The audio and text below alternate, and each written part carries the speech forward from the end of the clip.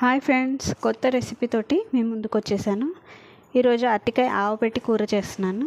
దానికి కావాల్సిన పదార్థాలు: ఇది ఉడికించి పెట్టుకున్న అరటికాయ, ఒక 3 పచ్చిమిరపకాయలు, కరివేపాకు, పోపు దినుసులు, శనగపప్పు, మినపప్పు, ఆవాలు, జీలకర్ర, ఎండుమిరపకాయలు. ఇదేమో ఆవపిండి, కొంచెం చింతపండు, ఉప్పు, కారం, పసుపు. ఇంతేనండి. ఇప్పుడు ఒక 1.5 టేబుల్ స్పూన్ ఆయిల్ వేసుకొని మనం పోపు దినుసులు వేసుకున్నాం అనమాట. నెక్స్ట్ ఇవి వేగనివ్వాలి.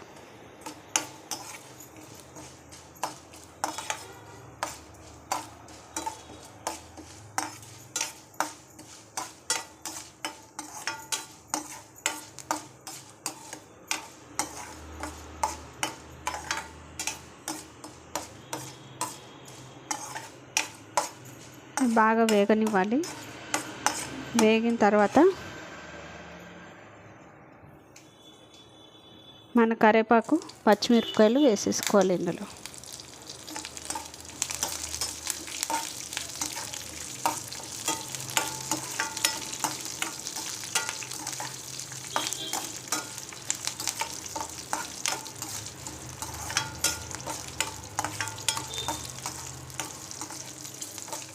అవి కొంచెం వేగిన తర్వాత మనం ఉడికించి పెట్టుకున్న అరటికాయ ముక్కలు వేసేసుకోవాలి.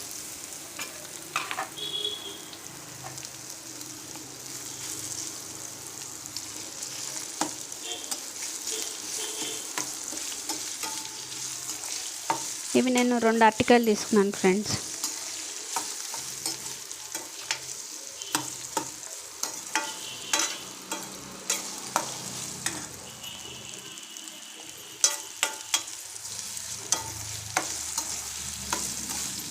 కొంచెం వేగిన తర్వాత మనము పసుపు, ఉప్పు,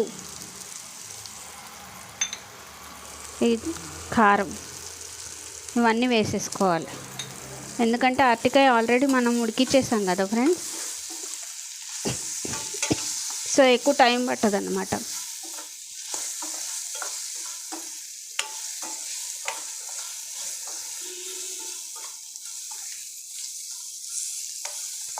ఇది ఇట్లాగా ఒక 2 నిమిషాలు సిమ్లో పెట్టుకొని అరటికాయ ముక్కలకి ఉప్పు, పసుపు, కారము అంటుకునేలాగా ఉంచుకోవాలి. ఇప్పుడు చూడండి ఫ్రెండ్స్, ఒక 2 మినిట్స్ అయింది. 2 మినిట్స్ అయిన తర్వాత మనం చింతపండు పులుసు వేసేసుకుంటున్నాం. చింతపండు పులుసు వేసుకొని ఒక 5 నిమిషాలు మగ్గనివ్వాలి దీన్ని.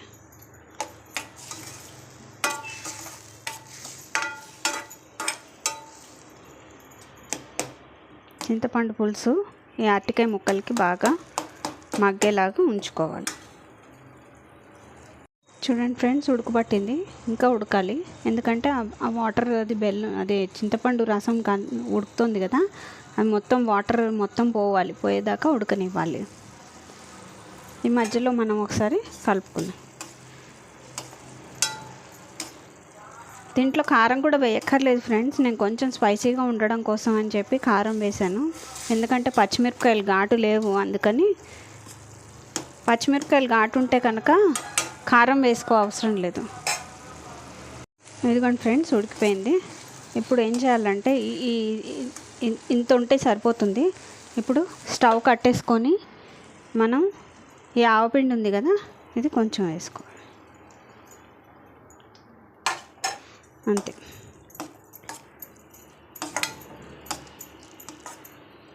ఎప్పుడైనా ఆవపిండి మనకి స్టవ్ ఆపేసిన తర్వాత కొంచెం వేడిగా ఉన్నప్పుడు వేసుకుంటే బాగుంటుంది. అంతే, అయిపోయింది ఫ్రెండ్స్. మన అరటికాయ ఆవపెట్టి కూర రెడీ. సూపర్గా ఉంటుంది టేస్ట్. మీరు కూడా ట్రై చేయండి, లైక్ చేయండి, సబ్స్క్రైబ్ చేయండి నా ఛానల్ని. ప్లీజ్ ఫ్రెండ్స్, ఎవరు సబ్స్క్రైబ్ చేయట్లేదు, ఛానల్ చూస్తున్నారు కానీ. Thank you.